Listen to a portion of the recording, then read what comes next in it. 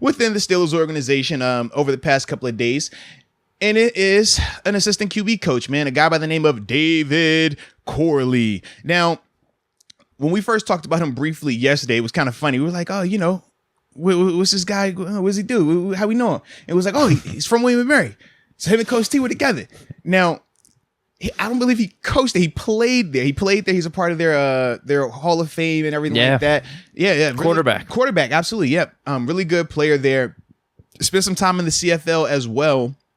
And then from there, man, he's bounced around a little bit, through the coaching ranks. Was most recently at Richmond University, actually with one of my best friends, dude. I had to call him up, like, yo, bro, what you know about my man David, bro? We got the inside scoop. What we looking like? He spoke really high of him. Okay. He said, yo, this is a dope hire to do his attention to detail. Like, he's a trailblazer. He's definitely been making his way up. And this is like his first big opportunity. Mike Sullivan's got to watch out, is what he said. Yeah. I ain't want to go that far, but he was really high on the guy. He was like, yo, I'm proud of him. He was like, he's one of them dudes, like, when we were talking with him, working on the coaching staff with him, you could just tell, like, yo, he's ready. And for him to get that opportunity, man, I'm glad that it's happening here. So I do think that is something to be excited about. But more importantly, man, when I was thinking of David, if you want to read up a little bit more, and just kind of like list his accolades off of where he's been and stuff like that, to give more context on him, would definitely appreciate that. Like you said, most recently last year, running backs coach at Richmond. Mm-hmm. Prior to that, Corley was the running backs coach at South Carolina State for 2020. Mm-hmm. And this goes back a little bit. So he was chosen for the Bill Walsh Diversity Coaching Fellowship with the Panthers. This was last summer, participated in it again in 2019 with the Houston Texans. I don't really know what all that entails. So I'll give you some context. But was also with the Steelers going back to 2010 and associated with the quarterbacks, and then the Panthers again in 2013, but was doing stuff with the receivers. Yeah, so for that Bill Walsh program, think of it like a internship. So they'll bring in guys, whether they're from the collegiate ranks or mainly it's collegiate rank guys, because you already, if you're in the professional ranks, you already have that job, so you're not worried about it. But for the collegiate ranks or guys trying to get into coaching at the NFL level or on a more full-time basis, they will offer a off-season internship program where those guys will be involved with all the meetings, everything leading up all the way through training camp. And then I think it's 2 or 3 weeks into training camp is when they'll usually leave and go back to wherever, their various schools are, because obviously for college football, that's when they report. Whereas for us, we already have been in there, but it's a good experience, man. Trying to think some of the guys that we've worked with here in Pittsburgh. If I remember correctly, I want to say Hines was a part of that program as well, because I know when he entered that whole offseason with us, it was the same thing. A guy named Mike Sellers, he used to be, he was a Pro Bowl fullback, special teamers for the Washington. Well, they're the Commanders now, but they were the red team, back in the Dizzy, but he was another guy who did that program with us. Man, we've had a lot of like former NFL players come through in those programs that are just trying to like get their foot in the door in terms of coaching at the NFL level, man. So, it's definitely a quality program. But the thing that I do like, man, is that number one, he's a former quarterback, but number two, he has, that's his position. That's the group that he's most familiar with, that he's most comfortable with. And I mean, the fact that he's going to come in here as an assistant, and this is, like I said, before we even talk about the advantage to the Steelers side, I just like it for him more so because he's coming into this opportunity where we talked about, some of the amendments that have been made to the Rooney Rule and stuff like that to get, minorities in quarterback rooms, offense coordinator rooms, because that's the stairway or the easiest way to become head coaches and stuff like that. So to me, it's cool that he's coming in as an assistant in the quarterback room. So he doesn't have the pressure per se of, hey, this your first go. You got to have everybody in here perfect. But at the same time, he's getting that foot in the door that, if it doesn't work out with Sully or, this guy shows that he's actually doing some cool things, it could potentially get him a spot long term, whether it's here or elsewhere. You know what I mean? So I did like that part for him, man. I think the timing's a good opportunity, too, with the uncertainty at quarterback here. Mm-hmm.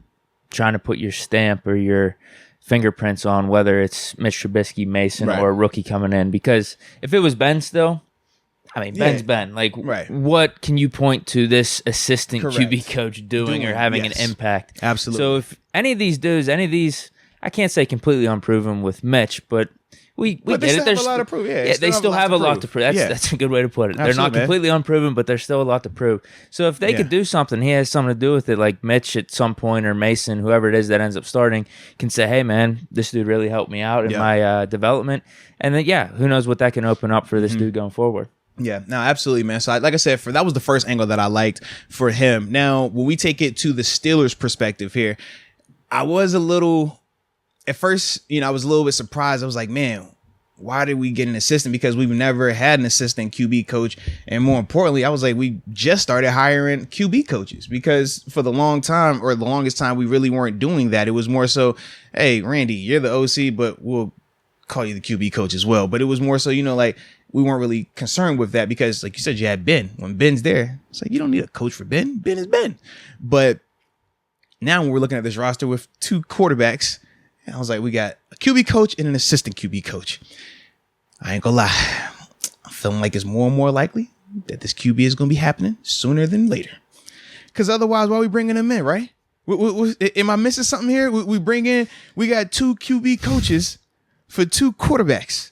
Neither are rookies, but they both got plenty to prove. There's no way we're like, yo, you need your own individual coach. You need your own individual coach. That just seemed like a lot to me. Am I tripping? Like, I'm thinking of like the teacher to like student ratio in class. You know what I mean? It's like, bro, I don't need a teacher for every student in here. Right now, we got to teach for every student. I just don't feel like it's adding up, man. I think I'm with you. I don't think, yeah, man, it's just not adding up. I'm like, yo, does this mean they need extra eyes on whatever competition's going on? And we only have 2 quarterbacks in the room, so you're going to need to have a third or a fourth to have said big competition to warrant having multiple eyes on the room, right? Right, because it wasn't like they hired him as an intern. He's hired. Like, he's on the staff now. So, yeah, it's like, man, what y'all telling us here, man? Think it's happening. Not the biggest fan of it, but you know what? Yeah. Whatever. We literally were just talking about this before we got on air, too, in the sense of like, man, do we want to take this quarterback in the first round, second round? Oh, yeah, like, we were talking about Baker, yeah, too. Yeah, absolutely, man. This is...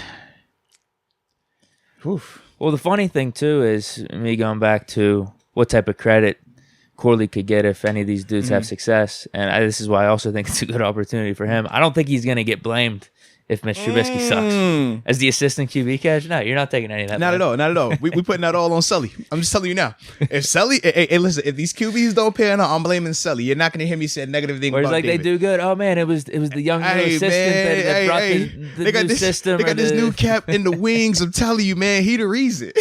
I'm definitely going there, bro. I'm telling you now, I'm going there.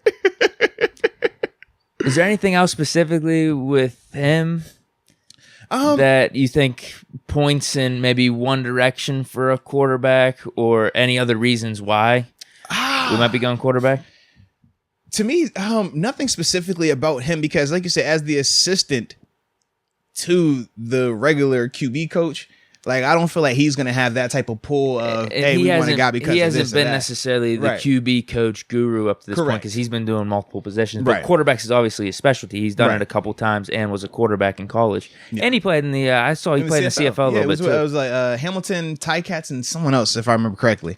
But yeah, man. So that's why, like, I don't necessarily think that he's going to have that pull, but I just think, like you said, man, the extra set of eyes, it just doesn't add up to us not taking a guy and not taking him potentially early too.